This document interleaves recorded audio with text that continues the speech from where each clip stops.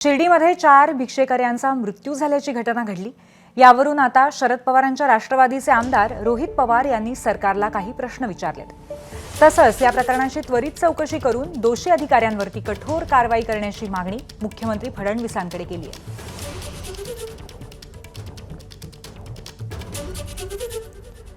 रोहित पवार यांनी काय म्हटलं आपण पाहूया। शिर्डीत भिक्षुक असल्याच्या आरोपाखाली 51 जणांना पकडून तुरुंगात डांबलं। काहींची तब्येत बिघडल्यानंतर त्यांना जिल्हा रुग्णालयामध्ये भरती केलं। त्यात 4 जणांचा मृत्यू झाला। त्यांना पाणी दिलं नाही, एकाच रूममध्ये बांधून ठेवलं, अशा अनेक अमानवी गोष्टी समोर येत आहेत।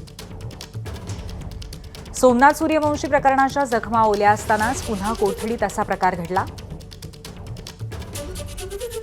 यामुळे राज्यात ठोकशाही सुरू झाली का असा प्रश्न सामान्यांना पडलाय।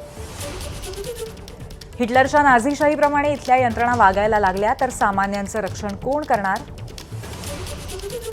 सरकारने या प्रकरणाची त्वरित सखोल चौकशी करून दोषी अधिकाऱ्यांवर कठोर कारवाई करावी। एबीपी माझा, उघडा डोळे बघा नीट।